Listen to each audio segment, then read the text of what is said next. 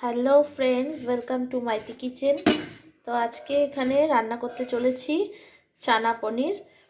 চলো চানা পনিরটা কীভাবে, এখানে পনিরটাকে এরকম কর্নফ্লাওয়ারের ব্যাটার গুলিয়ে এর মধ্যে কোটিং করে নিয়ে সাদা তেলে ভেজে তুলে নিয়েছি। এরপর চলো রান্নাটা আর কি করে করছি তোমাদেরকে দেখাচ্ছি। প্রথমে নিয়েছি এখানে কুচনো আলু ভেজে তুলে নিয়েছি, তারপর চালমগজ, পোস্ত, কাঁচা লঙ্কা, কাজু বাদামকে পেস্ট করে মিক্সচার গ্রাইন্ডারে বেটে নিয়েছি। তারপরে নিয়েছি এখানে টমেটো, বড় বড় দুটো টমেটোর কাট আর পেঁয়াজ বাটা। টমেটোটাকেও আমি মিক্সিতে ভালো করে পেস্ট করে নিয়েছি, আর পেঁয়াজ গ্রেট করে নেওয়া পেঁয়াজ। তো চলো বন্ধুরা দেখে নেওয়া যাক কীভাবে এবার রেসিপিটা আমি তৈরি করছি। তার সঙ্গে এখানে নিয়ে নিয়েছি কাবলি ছোলা, আগে থেকে ভিজিয়ে রেখেছিলাম, তারপর এটাকে নুন দিয়ে একটু প্রেসারে স্টিম মেরে নিয়েছি, প্রায় দুটো মতো স্টিম মেরে নিয়েছি। আর তার সঙ্গে নিয়েছি এখানে ক্যাপসিকামটাকে এরকম চৌকো করে কেটে নিয়েছি, এরকম চৌকো করে কেটে নিয়েছি। এবার চলো বন্ধুরা, তো কেমন করে এই রান্নাটা হচ্ছে তোমাদেরকে দেখাচ্ছি। এখানে কড়াইতে তেলটা গরম হয়ে গেছে, একটা গোটা এলাচ আর লবঙ্গ আর একটা দারচিনি কড়াটা তেলে ফোড়ন দিয়ে দিচ্ছি। দিয়ে এখন ক্যাপসিকামগুলোকে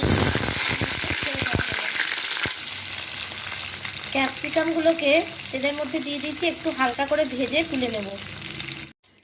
ক্যাপসিকামটা তুলে নিয়ে সেই একই তেলে পেঁয়াজ বাটাটা ছেড়ে দিচ্ছি।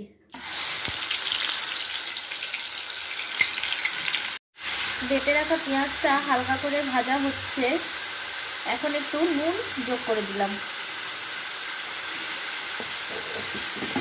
দিয়ে আবারও পেঁয়াজটাকে একটু নাড়িয়ে নিচ্ছি। ভালো করে কষানো হয়ে গেলে, পেঁয়াজটা থেকে একটু লাল লাল ভাব এসে গেলে তারপরের মশলাগুলো অ্যাড করব। এখন আগে থেকে বেটে রাখা কাজু বাদামের পেস্ট আর এগুলো দিয়ে দিচ্ছি।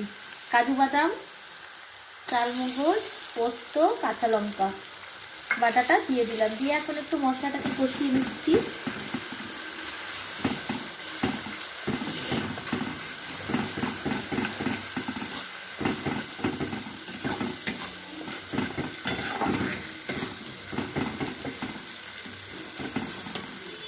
এবারে টমেটো পিউরিটা দিয়ে দিচ্ছি।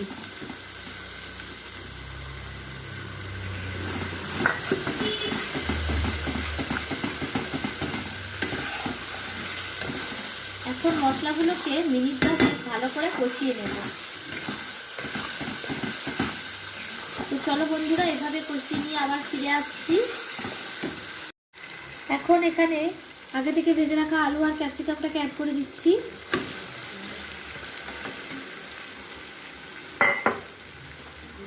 এবার আবারও মশলাগুলোর সঙ্গে ভালো করে কষিয়ে দিচ্ছি।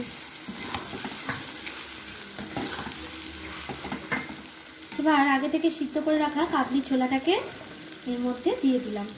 এবার একটু খানিকক্ষণ কষিয়ে নেব।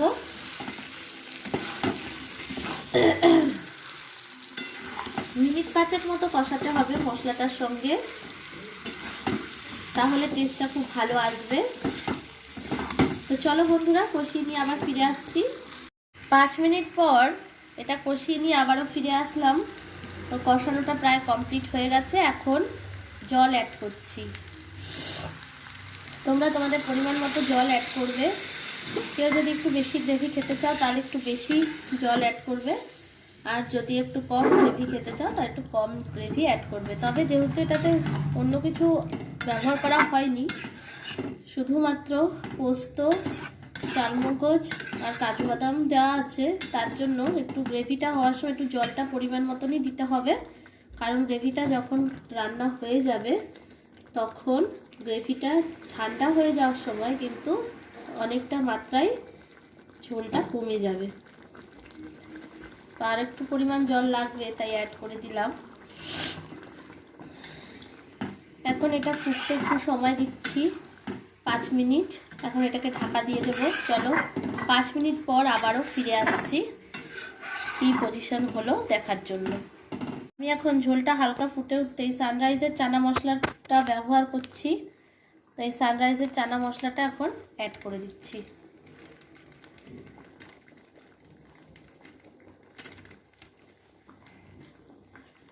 দিয়ে এখন এটাকে একটু আবারও মিশিয়ে দেব। মশলাটা একদম ফুটে গিয়ে গ্রেভি এসে যাবে আর চানা মশলা রেডি হয়ে যাবে। এখন এটাকে 5 মিনিট ফুটতে সময় দিচ্ছি। তো বন্ধুরা প্রায় ফুটে উঠেছে কম। এবারে এখন আগে থেকে কোটিং করে ভেজে রাখা পনিরটা দিয়ে দিচ্ছি, দিয়ে আবার মিশিয়ে দেব।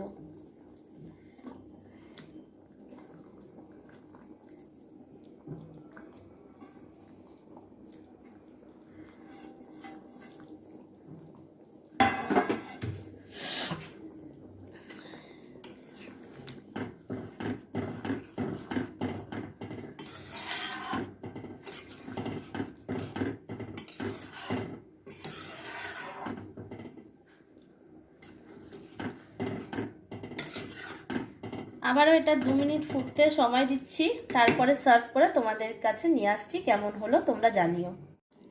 তো ব্যাস রান্নাটা কমপ্লিট হয়ে গেছে। এখন একটু ঘি অ্যাড করে দিলাম।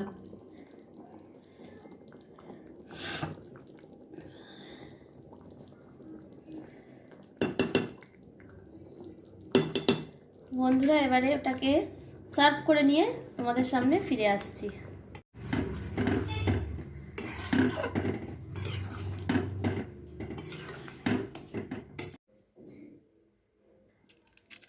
বন্ধুরা সার্ভ করে দিয়েছি, দেখো কীরকম দেখতে লাগছে, লোভনীয় দেখতে হয়েছে। তো তোমরাও চটপট বাড়িতে বানিয়ে ফেলো এই রেসিপিটা একদম ঘরোয়া পদ্ধতিতে। আর অবশ্যই আমার ভিডিওটাকে দেখবে, শেয়ার করবে, লাইক কমেন্ট করবে।